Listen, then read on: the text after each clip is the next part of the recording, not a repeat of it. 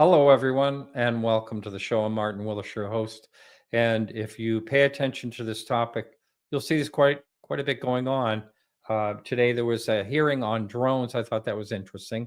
There's all kinds of. It seems like there's some whistleblowers that are coming forward. So far, it looks pretty legitimate. I haven't really, checked everything out all the way through, but it seems like we have some whistleblowers coming through. That one of them is on the Immaculate Constellation that was talked about at the last hearing, on UAP. So just a couple things.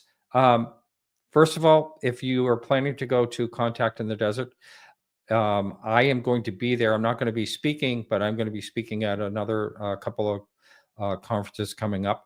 But anyway, I love to hang with the audience. So if you're going to be there, you can always email me, Martin at Contact UFO. I'm sorry, Martin at podcastufo.com. And we can definitely meet up somewhere. Maybe even a bunch of us might do a show or something. I'm not really sure what's going to happen with any of that. So anyway, check out. There's just a couple more days left to low ticket prices, and then they go up to the regular price. Unfortunately, I have to say a little bit of bad news. It's not really a little bit. It's actually big bad news because we lost an icon just a couple days ago on the 27th. Earl Gray Anderson. He's been on the show a few times, I think 3 times, but I got to meet him last summer, and he was a heck of a guy. And he passed away on the 27th early in the morning. I'm dedicating this show to him, and if you pay attention to the end of the show, right at about the 52-minute mark, I'm going to be running a little tribute to him that ends with a song that a partial song of his. So that'll be right at the end of this show. So I'm really looking forward to talk to our guest tonight. And so far, we just have one of them in there, and hopefully the other one will be coming in. He's having a little bit of computer trouble. But the Tedesco brothers, John and Gerry, or Gerald Tedesco, they have this RV full of equipment that they're doing some researching on UFOs in the Long Island area, Long Island Sound. I know there's a lot of people that talk about, it's a really busy air traffic area too. So, but they have caught some things that are that just can't be explained away as air traffic. Just a couple things. Also, we have a blog this week. Per usual, this one is called a 1972 UFO and Creature Report from Florida. It's a real wacky one. It happened on January 28th, 1974. The guy held it to himself for a long time. He saw this weird, after this craft encounter, he was out on a fishing boat, and actually the incident actually happened in 1972. He kept it quiet for a while, but it looked like a devil-like creature, and then he had some plant that looked like a devil in his yard or something. Very strange. Very, very, very strange encounter. But Charles is really good at looking these things up and researching them. So check that out at podcastufo.com. Thank you all for supporting the show. Anyone can do that for less than a cup of coffee. 1 cup of coffee, you can support a whole month. And that's over on our website through Patreon. And you can get an ad-free audio podcast. And that's where our main audience is. And I want to do a shout out to all you people that listen to the audio. Thanks so much. It has grown tremendously over the years, all over the world. And I love hearing from people. So drop me a line. But I always say, if you're going to drop me a line, just drop me a couple of sentences. I have a little ADD. Okay. So it's hard for me to read like a 4-page email. But anyway, I do appreciate, hearing from you. I always try to respond. I do the best I can. But anyway, I'm going to bring our one guest in at this point, John. Welcome to the show, John. Hello, Martin. How you doing? I'm doing well. I don't know. How's your brother doing? Well, he's having a little bit of a computer issue, and he's actually heading over here. So that's good. He'll catch the show. It's probably going to be about 15 minutes, though. Oh, yeah, that's fine. That's good. Now, you're right now, you are in your vehicle. Yes. So I'm right now. I'm sitting in the Nightcrawler, and we're actually out at a location. Started doing a little bit of research, but not much tonight. just basically setting up surveillance. We have some instrumentation that we're testing out for the weekend because we have some special folks coming in. Okay. Yeah. So what do you mean by special folks? You have some that coming in to research with you? Yes, they're actually from law enforcement, and oh wow. Yeah. So we generally invite people. We have various different guests that come out once in a while. It's we've had scientists out here. We've had of course law enforcement, and we've had quite a few other researchers also. And wow. And boy, I might want to come down there and do a hands-on show, right? I mean, I would love to really check that out personally sometime if that's a possibility. It sounds fascinating what you're doing. And you have so much equipment. Do you want to talk a little bit about that? The type of sensory equipment you have? It looks like you may have locked up. I don't know if you can hear me, but looks like a lockup on this end. You may have to jump out and come back in again. I'm not sure what the Wi-Fi is there inside that vehicle. You're still frozen.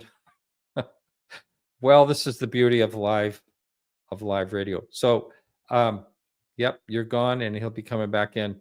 But anyway, so they do a lot of research with this vehicle. They have all kinds of, equipment in it. One of the two brothers is retired, and they go out and they've done some filming. Plus, they get, things on radar, all the different things. And I do believe that we're going to be talking about tonight that they had a USO encounter.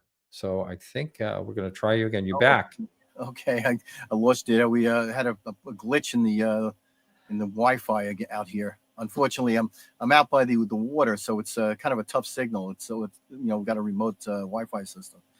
Oh, it's remote Wi-Fi. Wow. Yeah. Okay. Well, so far, you may want to just to be safe. And I hate to do this live on the air, but just to be safe, you may want to go back into your settings and turn your camera control way down to low quality. That will help. We got to get every bit of bandwidth you can in a situation like this. But anyway, what am I looking at for equipment? Let's talk about what you have in that. So this is a sitting area in the RV in the lab. It's on the opposite side. We have a slew of instrumentation. We have various different radar systems, marine-based radar. We have X-band, Y-band, and they're basically on a different axes of geometry. One is a vertical scan radar, and the other one is a horizontal scan. And we do that to get to basically better profiles of aircraft that are over our area within a 4-mile swath. And we have millimeter wave radars, small portable systems as well. Of course, the radar required an FCC license, an experimental license to get, especially on a mobile vehicle. They're marine based, and it's not easy test to get that kind of a licensing on that. I bet. But now let's just address. First of all, there was a hearing on drones. I mentioned that.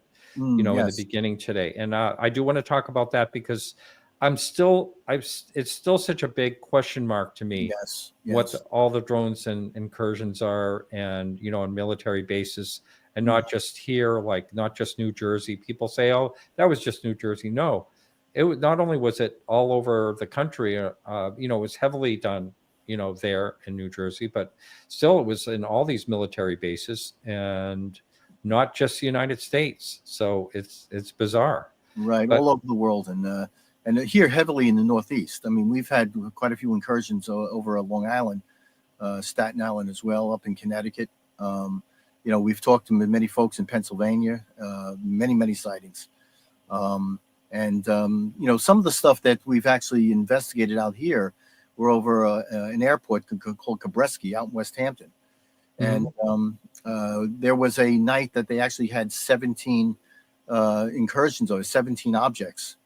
And they, at the time, they had incorporated radar detection technology and drone busters. And I don't think it yielded any real results as far as, if it was a typical drone, would have had some kind of an effect. And I don't think in this case it did.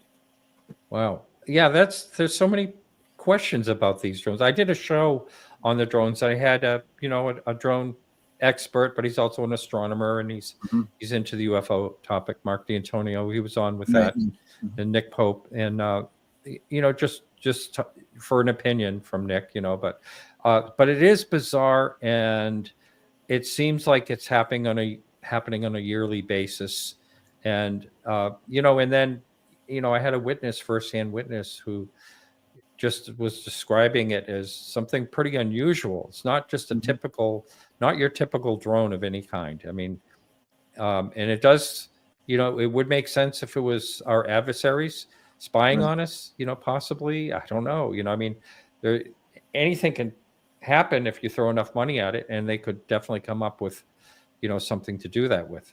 Right. And we started noticing them back in November of 22.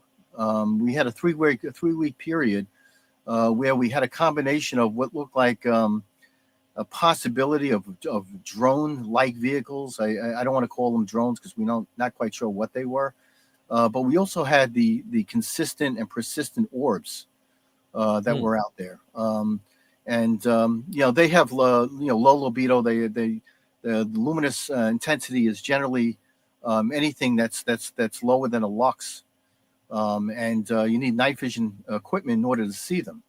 But this particular night, again, 3 weeks out of the year, we saw quite a few zigzag patterns of these drones.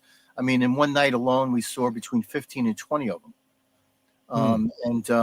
They seem, oddly enough, they seem to be almost surveilling the orbs. I mean, that's confusing. It's to this day we're not really clear on what was going on. But the only time we saw these orbs is when these I want to say drone-like, because they had the visible lights. They were pretty bright, and you'd see that in the path of the beams, you could see these orbs either just below them or just in front of these drone-like vehicles. Again, it's to us it looked like some kind of a surveillance operation.